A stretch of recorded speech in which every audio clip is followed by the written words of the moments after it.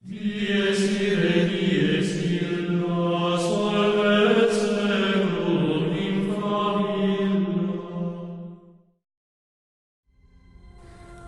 Ang kwentong ito ay hango sa totoong buhay.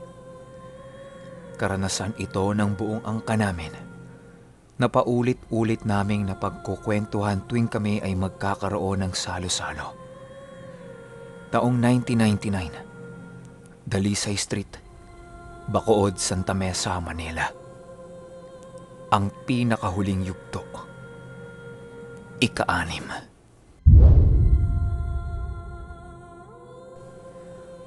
Unang gabi na nandun si Sister, 2 demonyo at 9 na mangkukulam ang nakasapi kay Ate Ami nun. Masyadong malakas ang puwersa nila at parang bawat minuto ay umuubo si Ate Ami ng napakalakas na sa sobrang lakas para bang inilalabas na niya yung mga laman loob niya. At sa sobrang lakas ng pinagsama-sama nilang puwersa, bawat orasyon na ginagamit ni Sister, tinatawanan lang siya at inaasar pa. Ang sabi pa nito sa kanya, "Hoy, Sister, alam mo bang nakikita ka namin? Alam mo din ba na pwede ka naming puntahan kapag nag-iisa ka? Alam na namin ang mukha mo. Hindi ka na makakatago. Gusto mo ba kaming makilala? Gusto mo ba kaming makilala? Rakhar! Yan ang tawag sa akin dito. Pwedeng-pwede ka naming isama kung gusto mo.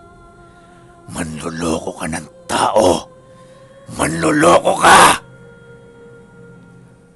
Sa pagkakatanda ko, Rakhar o Makmar yung binanggit na pangalan nung nasa loob.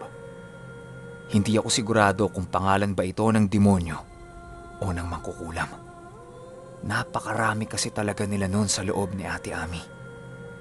At ayon kay Tito Jerry, ang mga totoong demonyo daw ay hindi nagbibigay ng totoo nilang pangalan. Dahil maaari mong mapalayas ang mga ito, oras na malaman mo kung ano ang tunay nilang pangalan. Marahil ay pinaglalaroan daw ng mga ito ang utak niya. At doon naman sa sinabing parte na manloloko daw si Sister, kung babalikan niyo yung 5 yugto, nabanggit ko doon na isa siyang manghuhula at nagsasabi ng iyong kapalaran kapalit ng iyong ibibigay na donasyon sa kanya. Tuloy pa rin sa pagdarasal si Sister at alam niya sa sarili niya na yung ginagawa ng mga nakasapi kay Ate Ami ay isa lamang panlilinlang.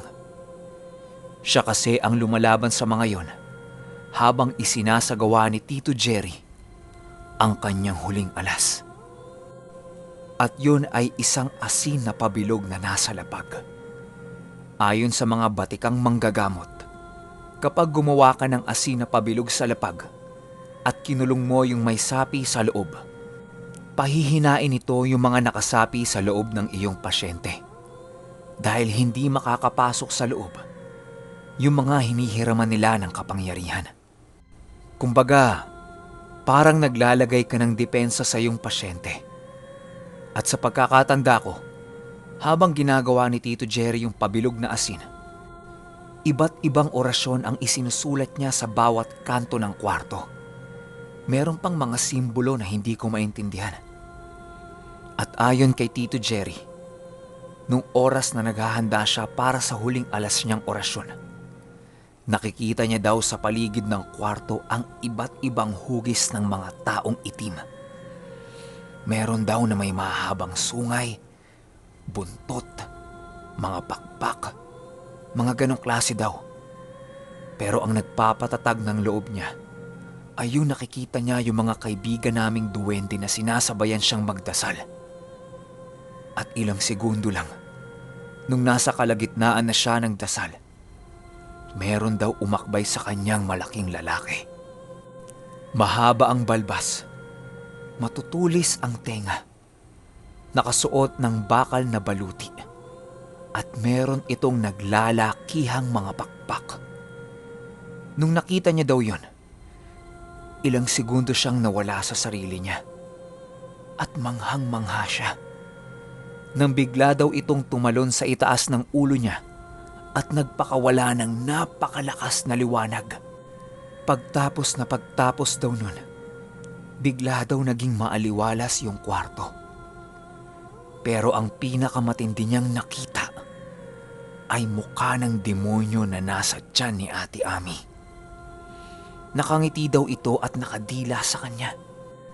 Para daw bang gusto nitong pasukin ang isipan niya at sirain ang kanyang pagkatao. Pero hindi nagpatinag si Tito Jerry sa demonyong yon. Kaya ang ginawa niya, habang nagsasagawa siya ng orasyon sa bilog ni Ate Ami, inusalan niya ang dalawang daliri niya. Ginamit niya ulit ang sibat ni Longhino at isinaksak niya ng diin sa mata ng demonyo. Kitang-kita daw niya na nagsisisigaw yung demonyo na nasa loob ng tiyan ni Ate Ami. Dinasala ni Tito Jerry ng pangkalas yung dalawang daliri niya upang maiwang nakasaksak yung sibat sa mata ng demonyo. Nung tapos nang gawin ni Tito Jerry yung bilog na asin, kitang-kita nilang lahat. Maging ang tatay ko ay saksing buhay sa pangyayaring ito. Unti-unting lumulutang si Ate Ami sa loob ng bilog. Pawis na si Tito Jerry at sister habang patuloy silang nag-uusal ng mga dasal nila. Hinawakan ng tatay ko si Ate Ami at inilabas niya na din ang kanyang pinakahuling alas pagdating sa mga buhay na salita. At ipinatong niya ang kanyang panyo sa mukha ni Ate Ami. Hindi ito ordinaryong panyo.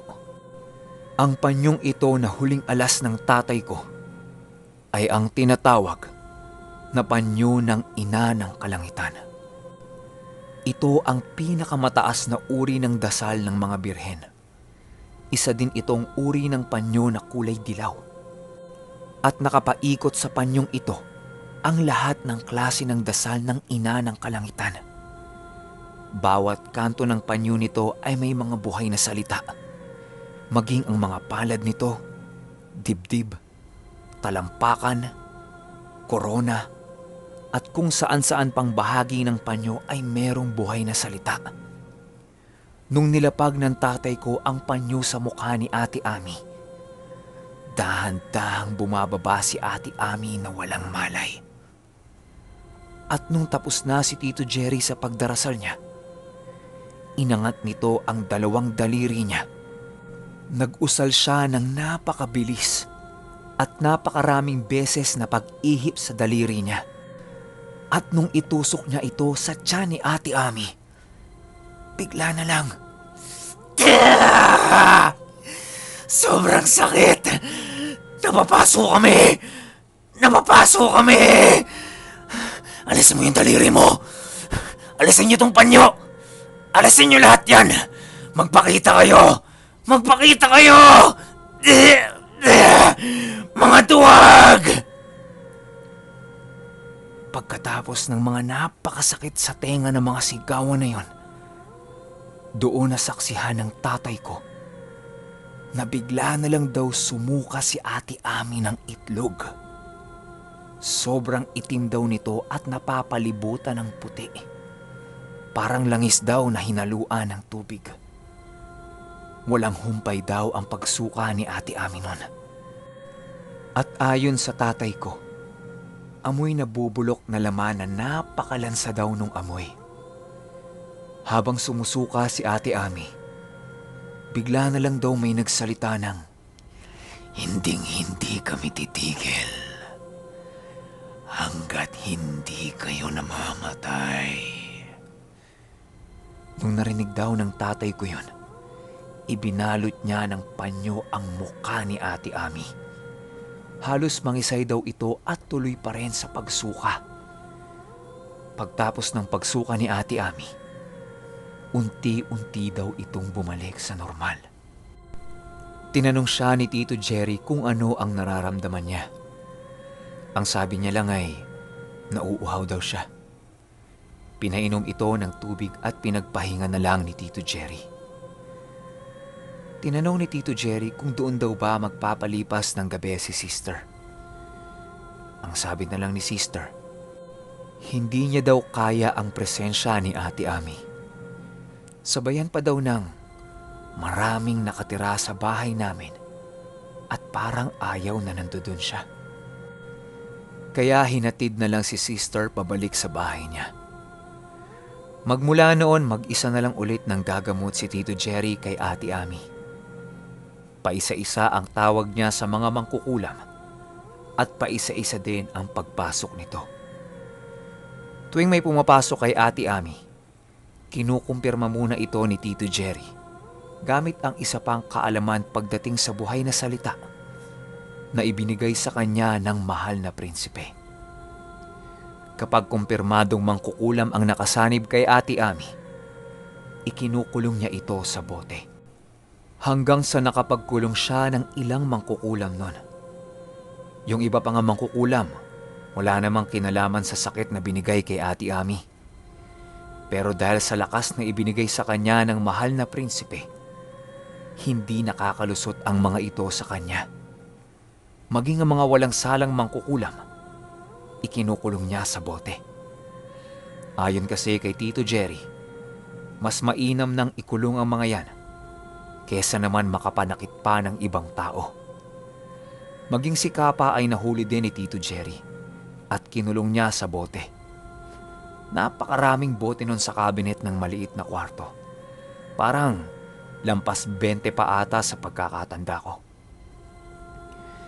Magmula noon ay unti-unti nang nawala yung sakit sa balat ni Ate Ami. At unti-unti na din siyang naging normal. Pero syempre, hindi na maisasara pa ang third eye niya. Kaya kahit magaling na siya at wala na yung mga mangkukulam na nagbigay sa kanya ng sakit, nakakakita pa din siya ng mga hindi kaaya-ayang nilalang. At dahil nga isa na siyang medium, siya na nagiging daan namin para makausap ang mga kaibigan naming nasa kabilang dimensyon. Lumipas pa mga linggo, buwan, taon. Lumipat na ng bahay sila Ate Ami. Nagsama na sila ni Kuya Melchor at nabiyayaan sila ng anak. Ayon kay Kuya Melchor, paminsan-minsan ay may sumasapi pa rin kay Ate Ami. Pero agad naman itong lumalabas dahil sa mga kaibigan naming duwende. Pero dahil sa tindi ng pangyayaring yon kay Ate Ami, maging sa pisikal at espiritual ng pagkatao niya, tumagal na lang si Ate Ami ng 4 na taon. Kinuha na din siya kaagad. Pero ayon kay Tito Jerry, hindi namatay si Ate Ami dahil oras na niya. Siya daw ay kinuha ng mga kaibigan naming duwende dahil nagkakaroon sila ng problemang mag-asawa. Hindi ko na lang babanggitin kung anong klaseng problema yon. Away mag-asawa yon. Wala tayong kinalaman. Kaya ang naiwan na lang ay si Kuya Melchor at ang anak niya. At dahil din sa gamutang yon, at sa napakaraming taong natulungan ni Tito Jerry, halos kalahati ng buhay niya ay inalay niya para lang makapagpagaling sa mga nangangailangan. At bibigyan ko lang kayo ng impormasyon patungkol dito. Ang mga manggagamot, tuwing nakakapagligtas sila ng pasyente nila at pinapatay nila ang mga espiritu nito o kinukulong, nababawasan naman nun ang taon ng buhay nila.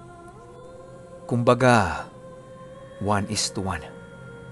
Isang taong maililigtas mo, isang taon ng buhay mo ang mawawala.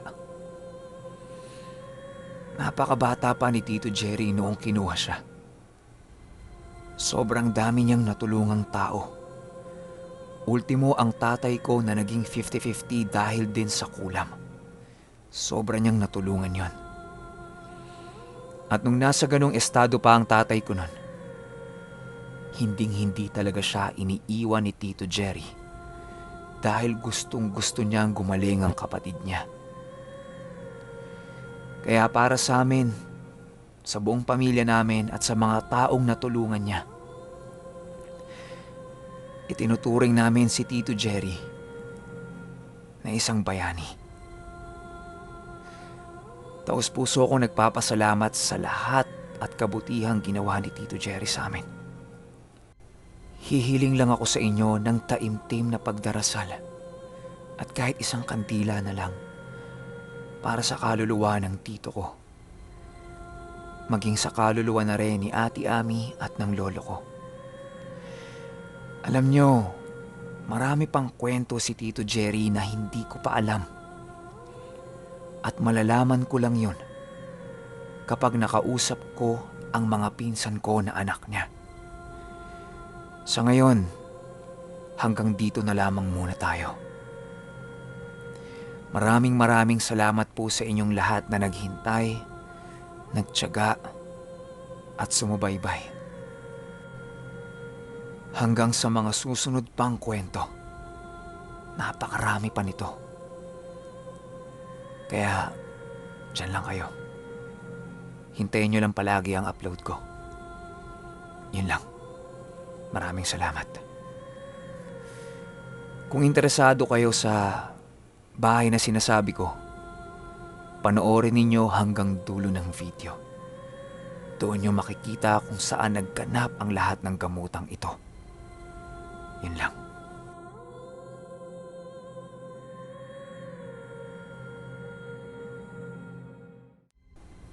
Yung nasa pinakakanang bintana, doon yung maliit na kwarto at doon naganap lahat. At yung bintana na nasa harapan ninyo, yan yung pinakakwarto namin. At yung nasa kaliwang katabi namin, dyan dati yung kwarto nila Lolo Pepe na merong tinatapatang yellow bell. Pero wala na. Pinutol na nila yung puno. Yan yung dati naming bahay. Yan lang.